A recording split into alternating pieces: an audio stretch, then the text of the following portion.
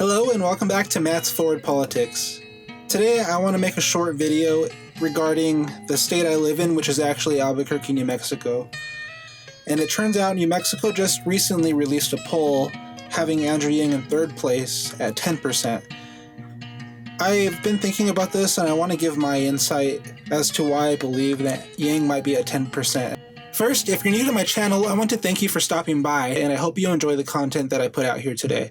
If you did enjoy the content, feel free to hit subscribe down below, and make sure to hit the notification bell right next to it so you can be alerted of my future content releases. And to my current subscribers and returning viewers, thank you guys for coming back, and I hope you guys enjoy this video. Alright, let's get started. The first reason I want to bring up as to why I believe New Mexico is actually in support of Andrew Yang is due to the fact that New Mexico is a state that's very high in poverty.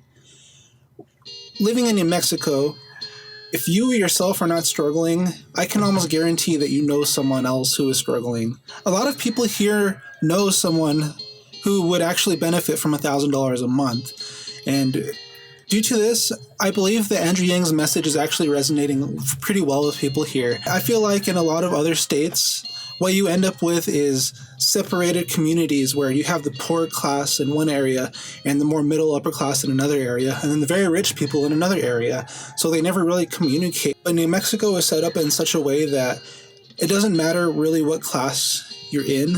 You're going to run into someone in poverty, and you're most likely still going to know and be in contact with someone that's not as well off as you are if you happen to be well off in the state. Anyway, that's my first reason. The second reason why New Mexico is in support of Andrew Yang, and I might get a lot of hate from a lot of other New Mexicans for saying this, but it's because we tend to follow suit with California quite often. When California does something, just either 1 or 2 years later, we end up doing it, or if so-and-so politician is famous over there, they tend to be famous over here as well. So the fact that Andrew Yang is famous in California means that he is more famous in New Mexico as a result. Another reason that comes to mind is that New Mexicans tend to be very individualistic people, and because of this tends to change the way we transmit information between each other. And what I mean by this is that most people in New Mexico actually will not just go with the flow just because the flow is going a certain direction. Most people will end up doing their own thing, and they'll leave other people alone for the most part. And this kind of creates a mentality that the people you are close with, you are very close with, and you share everything with, and you tend to stay out of people's businesses if you don't really know them. I feel like this is different in a lot of other states. Think about this. Do you live in a state where if there's a big crowd of people, other people will flock to that big crowd just to see what's going on? I don't think that will happen in New Mexico. Generally, New Mexicans, if they see a big crowd, they'll stay away from it and they'll just go the other direction, except when you're driving. But that's a different thing. This brings me back to my point. Since we're very individualistic, and like I said, we're very close with the people that we're actually close with, if we become really passionate about something, we share this information with the people we're close with, and they actually listen to us, and it spreads like wildfire. And I think a lot of people are passionate about Yang because of other reasons I mentioned. Mainly the first reason I mentioned, and this is, again, the way we spread our information is that we tell the people we're closest with about the things we're passionate about. So because people in New Mexico are more individual and to themselves, more than I would imagine in a lot of other states, this would lead me to believe anyway that people are looking at Yang and they're connecting it with him more personally at a more personal level, which is resonating with more people here in general. And another reason I believe as to why Yang is polling higher here than in other states is because New Mexicans are people that tend to listen fully to what is being presented to them. Most people I know will actually sit down and listen to what someone is saying fully and thoroughly, and they'll give it some thought before they respond.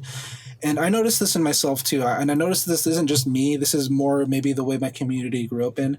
We really listen to what we're told here. We don't just go with the flow, except sometimes when it comes to California. I'm a little upset when it comes to some things that we follow suit with. Anyway, like the change in paper bags. I think everyone here hates it right now.